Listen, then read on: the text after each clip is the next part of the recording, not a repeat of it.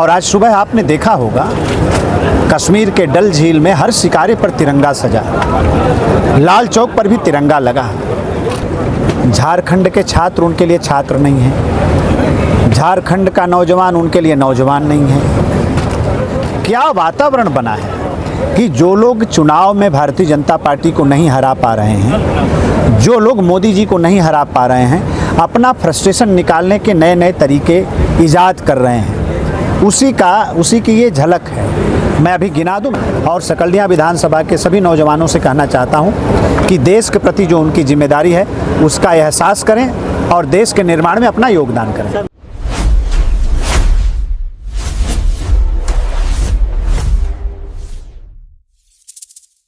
आज आए हैं शहीद चंद्र राय की स्मारक पर, क्या करेंगे? सबसे पहले तो मैं चंदौली जिला के सभी नौजवानों का मैं बहुत स्वागत करता हूं और ख़ास तौर पर अपने साथी अमरीश सिंह भोला जी का आज शहीद चंदन राय की याद में स्वतंत्रता दिवस के अवसर पर 70 फीट का तिरंगा लगाने का जो काम इन लोगों ने किया है उसका हम जितना स्वागत करें, जितना अभिनंदन करें उतना कम है। मैं अपने साथियों को बहुत बधाई देता हूं, शुभकामना देता हूं और उम्मीद करता हूं कि ऐसे कार्यक्रम आगे भी चलते रहेंगे। आज यहाँ तिरंगा लगा है, देशभक्ति से वो तो दर्शन है, उसको कैसे देखते हैं? बिल्कुल अच्छा एक नया माहौल बना है। देखिए, माननीय प्रधानमंत्री जी ने कहा हर घर तिरंगा, और मैं कई दिन से देख रहा हूं जैसे आम जनता में एक प्रतियोगिता शुरू हो गई। हमारे घर पे पहले तिरंगा लगेगा, हमारे घर पे पहले तिरंगा लगेगा। और आज सुबह आपने देखा होगा कश्मीर के डल झील में हर शिकारे पर तिरंगा सजा, लाल चौक पर भी तिरंगा लगा। क्या वातावरण बना है। और जब से माननीय प्रधानमंत्री मोदी जी की सरकार ने वंदे मातरम गीत के सम्मान में जो फैसला किया है उसका असर नीचे भी दिखाई दे रहा है। हर बार हम स्वतंत्रता दिवस का कार्यक्रम करते हैं लेकिन इस बार जो कार्यक्रम हो रहा है उसमें बड़ा फर्क दिख रहा है। जैसे लगता है हमारा नौजवान और ज़्यादा ऊर्जा से लैस हो गया है, उनका मन और अच्छा हो गया, उनका मनोबल और बढ़ा हुआ है। तो ये कितनी बड़ी बात है। देश की पार्लियामेंट में जब वंदे मातरम की गीत पूरी उसको रखा और पहली बार वंदे मातरम की गीत पूरी बजी तो कैसा भाव पैदा। और आज पूरे देश में वंदे मातरम की गीत, झंडारोहण, उसके बाद जनगण मन, तो एक बेहतर वातावरण का निर्माण हुआ है। मैं समझता हूं कि राष्ट्र प्रथम के भाव से काम करने वाले आज नए उमंग के साथ स्वतंत्रता दिवस के कार्यक्रम को मनाने का काम कर रहे हैं। इस तिरंगा यात्रा से क्या संदेश देना चाहते हैं? तिरंगा यात्रा तो कई दिन से निकली है। देखिए, राष्ट्र के प्रति हमारा समर्पण क्या है, हमारी जो जिम्मेदारी है, हमारा जो कर्तव्य है, लोग उसका एहसास करें। ये जब तिरंगा लगता है चारों तरफ और चारों तरफ जो राष्ट्रीय गीत बजते हैं, जुलूस निकलता है, लोग अपने घर पे तिरंगा लगाते हैं, तो मैं समझता हूँ कि राष्ट्रभक्ति की भावना हमारे मन में पैदा होती है और एक प्रेरित करने वाला ये कार्यक्रम होता है। मंत्री जी, राजनीतिक बयान है, अखिलेश यादव का बयान आया है कि सरकार जो है पेपर लीक पर कड़े कानून बनाने के दिखावा करने की बजाय युवाओं को रोजगार और साफ सुथरी परीक्षा की गारंटी दे। क्या कहना चाहते हैं? बिल्कुल, इसीलिए तो कानून बनाया गया। देखिए, सुधार निरंतर चलने वाली एक प्रक्रिया है। उनके झारखंड के छात्र उनके लिए छात्र नहीं है, झारखंड का नौजवान उनके लिए नौजवान नहीं है, देश के दूसरे हिस्से का नौजवान और उसकी समस्या उनके लिए समस्या नहीं है। पंजाब में पेपर लीक हुआ उसके बारे में उनको कुछ नहीं कहना है। झारखंड में इतना संघर्ष कर रहा है छात्र नौजवान, उसके बारे में उनको कुछ नहीं कहना है।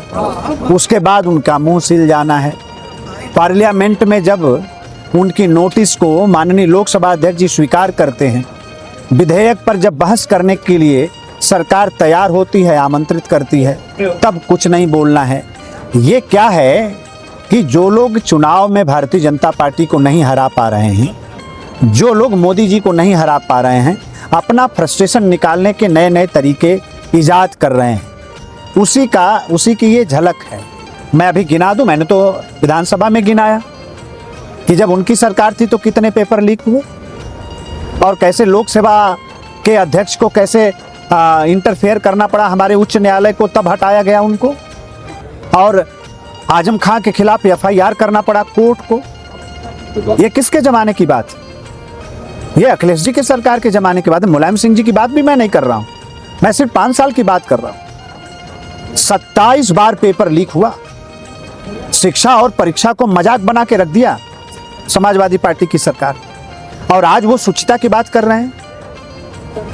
प्रदेश का नौजवान बहुत अच्छी तरीके से उनको जानता है, उनको पहचानता है। कमी हुई, आज झारखंड सरकार क्यों नहीं सीबीआई के रास्ते पर आगे जा रही, क्यों नहीं सीबीआई को जांच दे रही?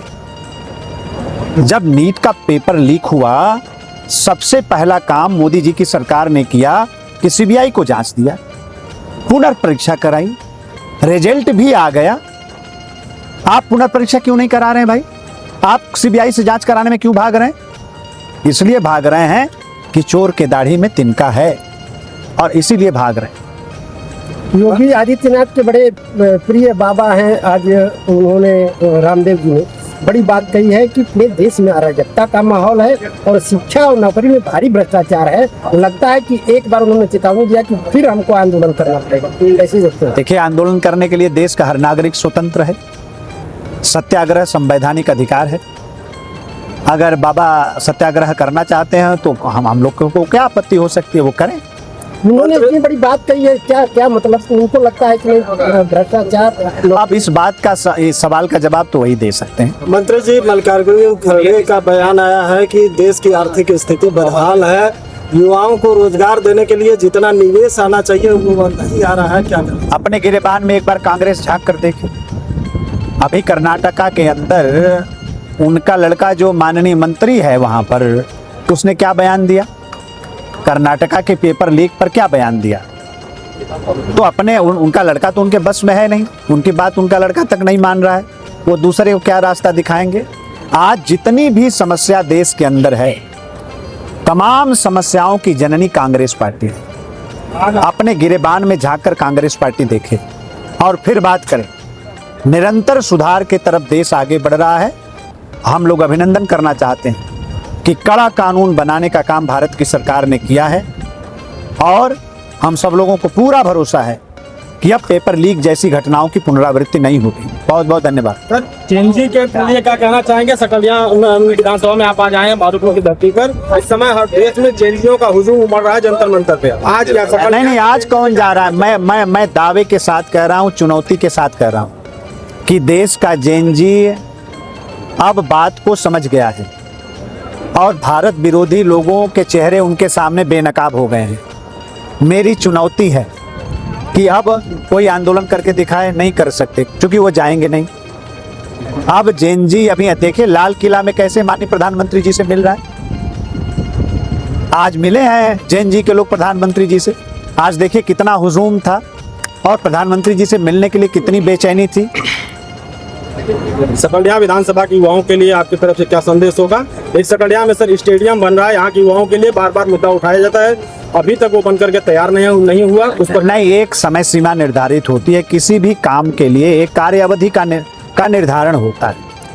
आप विषय ला रहे हैं मेरे सामने, मैं एक बार पूछ लूँगा कि उसके प्रगति का प्रतिशत क्या है और वो काम कब तक खत्म होने की उसकी तारीख है, उसकी सीमा क्या है। मैं प्रयास करूँगा कि समय पर वो काम खत्म हो। और सकलिया विधानसभा के सभी नौजवानों से कहना चाहता हूं कि देश के प्रति जो उनकी जिम्मेदारी है उसका एहसास करें और देश के निर्माण में अपना योगदान करें। बहुत बहुत धन्यवाद।